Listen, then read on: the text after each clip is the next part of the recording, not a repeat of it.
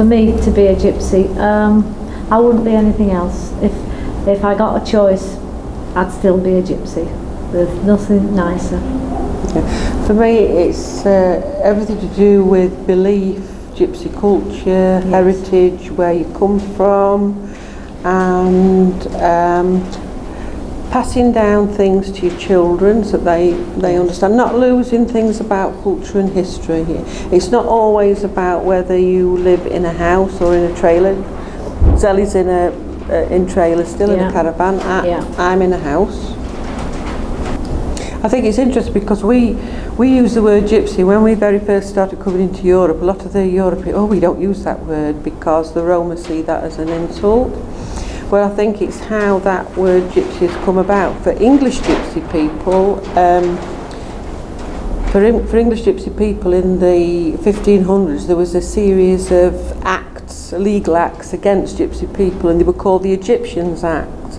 Because gypsy people, our ancestors themselves would say, well, we've come from Little Egypt, we've come from the Holy Land, and then there's the heritage story that it was gypsy people that made the nails for Christ, and so the gypsy people were cast to wander.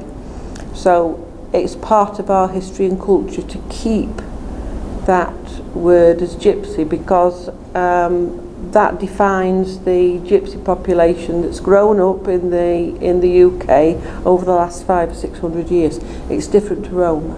There are a few travellers, and I mean gypsy travellers, that don't identify themselves as a gypsy, because I've a few people have said to me, well, I identify as a traveller, I'm a travelling man, you know, although they are gypsies, because that's, you know, that's what they are, kind of thing. But it's a personal thing, really. It is, yeah. You know, and it's like, and there's Irish travellers in the UK, and also some Scottish travellers will identify as being Scottish travellers, because there's very old people in Scotland that identified as Scottish travellers, and then there's the Scottish Parliament took up the gypsy traveller. They'll say gypsy traveller.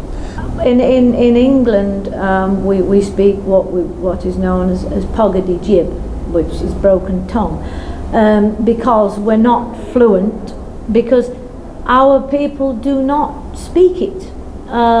You know, you get a few people that speak it, and a lot of them, they're not either interested or they don't want to keep the gypsy alive in that respect.